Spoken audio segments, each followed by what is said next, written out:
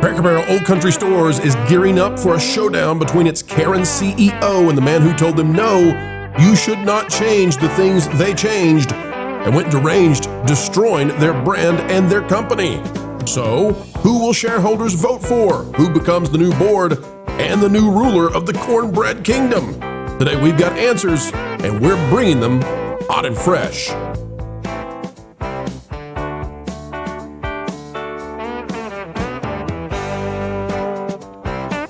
All right, ladies and gentlemen, take a look at this. It's out of thatparkplace.com, which is now partnered up with geeksandgamers.com, two websites conquering the world. It's by Marvin Montanaro. It says, Cracker Barrel board begs shareholders for support after logo backlash as WDW proxy battle looms. You might think that last part's not English, but it is, and we'll explain it real soon. Here we go.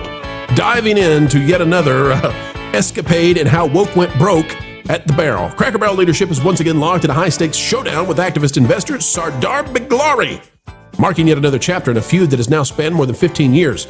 By the way, he's the guy who owns Steak and Shake, and he's the guy who's been trying to get a larger stake and control of Cracker Barrel and told them, don't do what they did. They did it, and now they don't want him in the lead. In a glossy new campaign mailed to shareholders and published at crackerbarrelshareholders.com, the company's board and CEO, Julie Fels-Massino, that's her, yep, she's Karen, are asking investors to back all 10 of the company's nominees on the white proxy card ahead of the November 20th, 2025 annual meeting.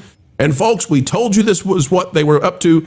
This is why they reversed course at Cracker Barrel. This is why they gave you fresh food back and they stopped serving you day-old biscuits. This is why they put all the old stuff back on the walls and they said, you know what? We're going to give you the geezer and the logo again.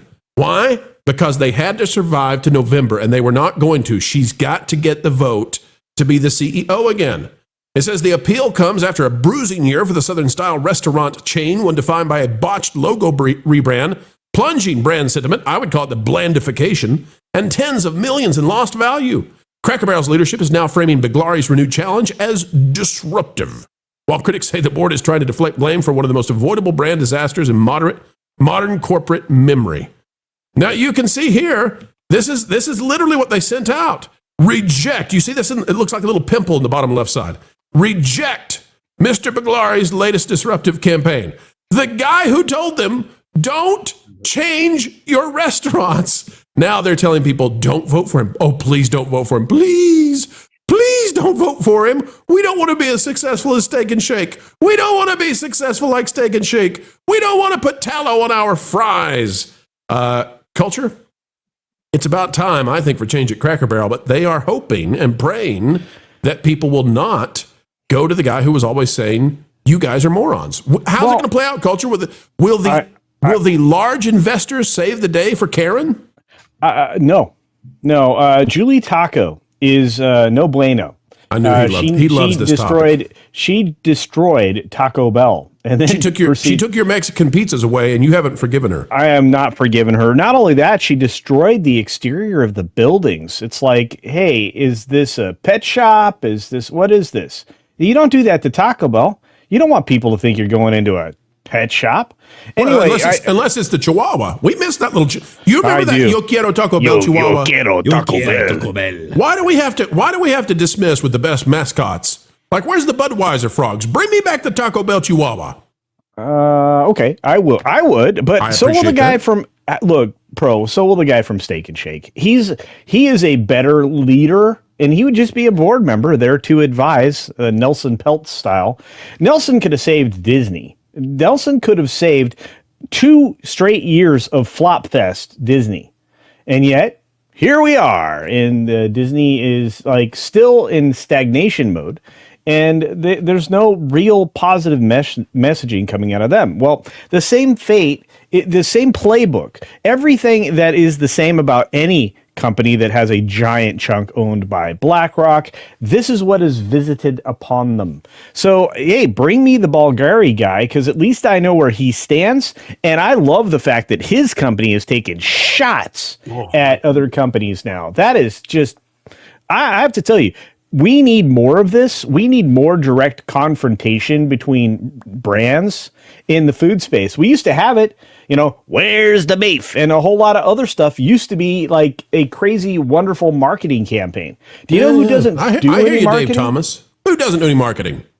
Well, I mean, let's point at Julie Taco's companies, right? Because I'm telling you right now, Cracker Barrel, I think a lot of people didn't even know it was still around anymore, which is always a bad sign. And so immediately destroy it by changing the inside, the outside, the logo, and sponsoring Rainbow Weeks everywhere. This is a big problem. Painted the rocking chairs. Kevin, I don't understand how the board, though, I don't get what the play is to try to prevent themselves from being voted out. Because literally the guy they're saying is disruptive is the guy who told them for 4 years straight, don't do this. Yep. And they did it, and it nearly bankrupted them. They bet more than half of the market capitalization of Cracker Barrel on it. They had to pull out after like 2 weeks.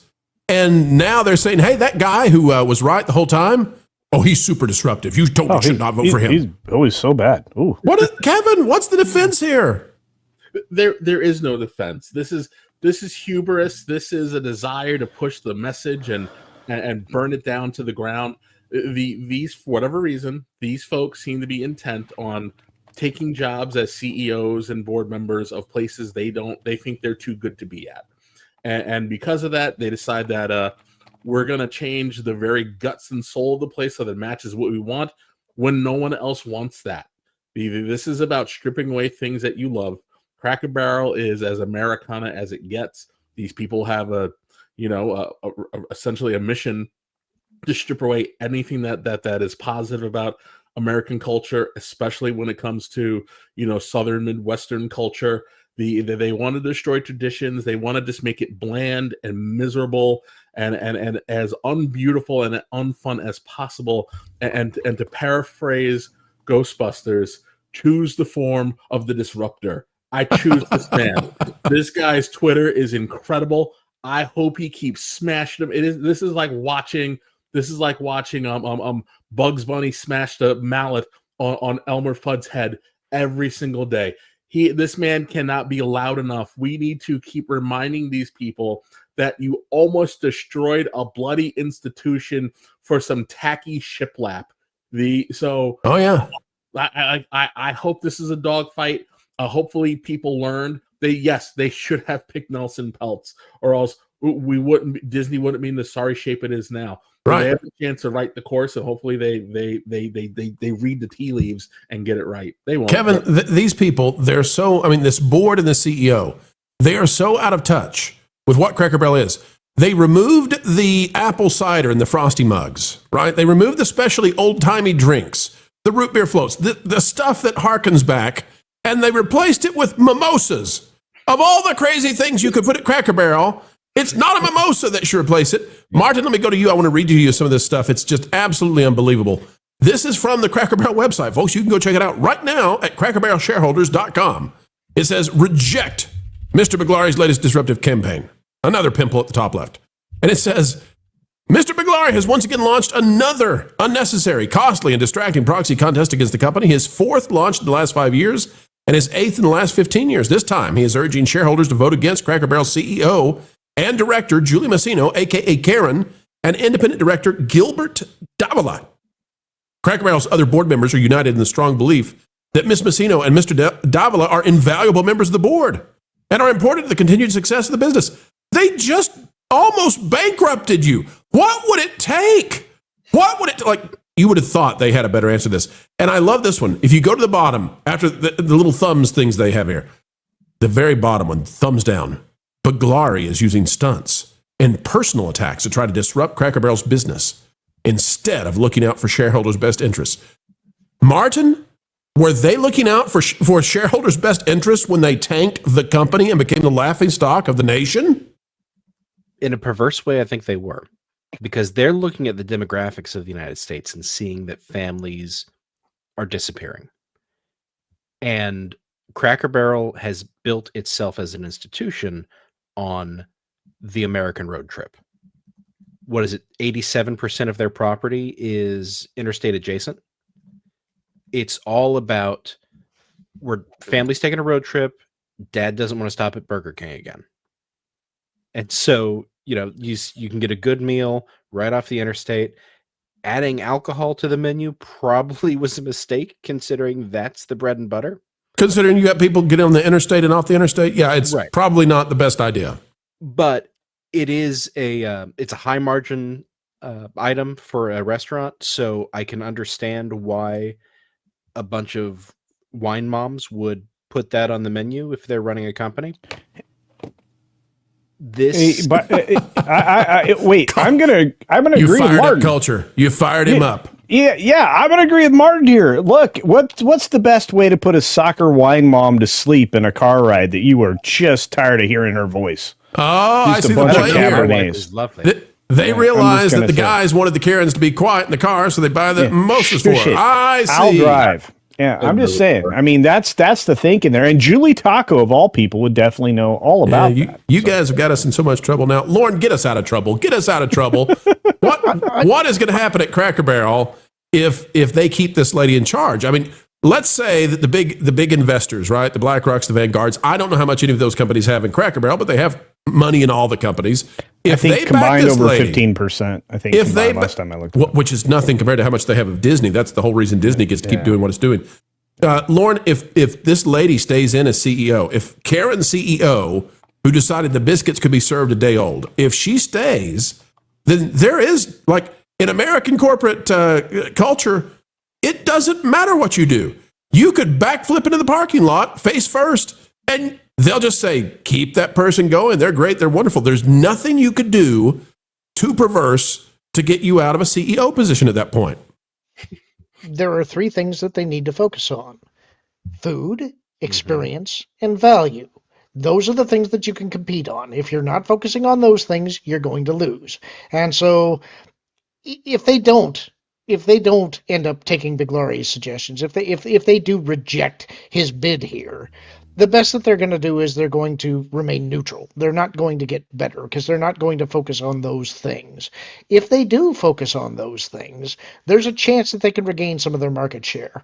The last thing that I think that I would argue against you guys on is I think you're forgetting how authentic of an experience of, say, Dust Bowl era grandma and grandpa those mimosas were. They were drinking those things back in the hobo jungles in Oklahoma, man. Absolutely. Nolan, have you been to a Cracker Barrel lately? Is it your forte these days? Actually, semi-recently. It's usually by an interstate. I actually used to work at one of these, actually. Tell us about the experience. Tell us about working at Cracker Barrel. There was a little older Latina girl, and she'd always yell at me and tell me "Vámonos." It was awful. I never, 0 out of 10, would not recommend. So this company, for all I care, put the sign back to the other one. It scarred me for life. All because of, you hear that, Cracker Barrel? All because of one little high-expecting, highfalutin Latina girl who kept throwing the biscuits at Nolan. I sort of thought she was mean, okay? That. I know what I was going to say. Nolan. It's just like, that's isn't that your real house? She was too old for me, okay? She could have been my grandma. Juanita was very interested in Nolan. Let's just say that. So is the moral of the story, anytime you see a woman in Keith Olbermann glasses, you have a reason to stop listening to anything she has to say? That's right. Get out then. Get out then. Find a win somewhere else. I'm the ghost of Star Wars. You know what would be a real treat this Halloween? Checking out WDW Pro. His daily videos are a real treat. Guys, I'm the ghost of Star Wars. Get it? You know, we should go and make sure we're subscribed. Guys, I'm the ghost of Star Wars. And while we're at it, we'll ring that bell to make sure we're notified. Great, let's go. Because, we actually care about that. Let's go. Fact. Star Wars is not dead. It's haunting the staffs of Disney Plus.